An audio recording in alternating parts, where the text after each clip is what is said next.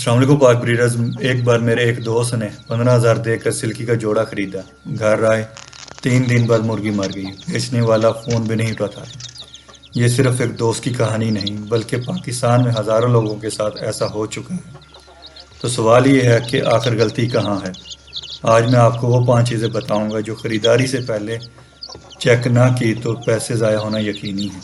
پہلی بات، اور یہ بات بہت کم لوگ جانتے ہیں، فینسی مرغی کی نسل صرف رنگ سے نہیں پہچانی جاتی۔ سلکی کے پر روئی جیسے ہوتے ہیں اور جلد کالی ہوتی ہے۔ پالش کے سر پر پروں کا تاج ہوتا ہے اور ہر نسل کی اپنی الگ پہچان ہے۔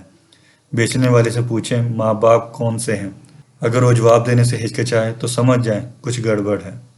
اب آتے ہیں اس چیز پر جو سب سے زیادہ نظر انداز ہوتی ہے، صحت مند پرندے کی آنکھیں صاف اور چمکدار ہوتی ہیں، پر چمکدار ہوتے ہیں اور پرندہ چلتا پھرتا ہے، لیکن اگر پرندہ کونے میں دبک کر بیٹھا ہو، پر بکھرے ہوئے، ناک سے پانی بہہ رہا ہو تو یہ بیماری کی علامت ہے۔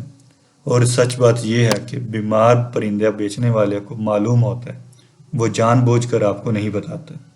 کیا آپ جانتے ہیں کہ ایک بوڑھی مرغی کو جوان بتا کر بیچنا پاکستان کی مرغی مارکیٹ میں سب سے پرانا دھوکہ ہے؟ اور اگر آپ کے ساتھ بھی اس طرح کا دھوکہ ہوا ہے تو کمنٹ میں ضرور بتائیں۔ جوان مرغی کی ٹانگوں کی کھال ہموار اور ملائم ہوتی ہے۔ بوڑھی کی ٹانگوں پر کھردری پھولی ہوئی کھال ہوتی ہے۔ بس ٹانگ ہاتھ میں لیں اور دیکھیں، یہ ایک سیکنڈ کا کام ہے جو ہزاروں روپے بچا سکتا ہے۔ جہاں سے پرندہ آ رہا ہے وہ جگہ دیکھیں، گندا پنجرا، بھیڑ، بیمار پرندے، یہ سب الارمنگ سائن ہیں۔ میری رائے میں جو بندہ اپنے پرندوں کی صفائی کا خیال نہیں رکھتا وہ آپ کو اچھا پرندہ نہیں دے سکتا۔ اور گھر لاتے وقت نئے پرندے کو 2 ہفتے تک الگ ضرور رکھیں، یہ آپ کے پرانے پرندوں کی جان بچا سکتا ہے۔ آخری بات، مہنگا مطلب اچھا نہیں ہوتا۔ خریداری سے پہلے pakbreeders.com پر جائیں، وہاں پورا پاکستان کی مارکیٹ کے لائیو اشتہار موجود ہیں۔ آپ قیمت بھی دیکھ سکتے ہیں، نسل بھی، اور بیچنے والے سے براہ راست بات بھی کر سکتے ہیں۔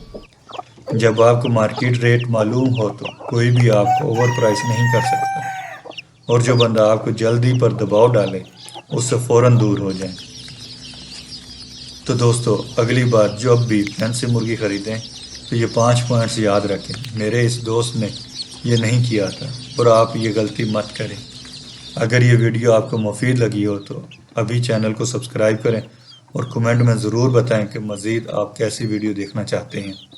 اور اگلی ویڈیو میں ہم بات کریں گے اصیل مرغے کی اصل نسل پہچاننے کے طریقوں کے بارے میں۔ وہ ویڈیو بھی بہت کام کی ہوگی۔ اللہ حافظ۔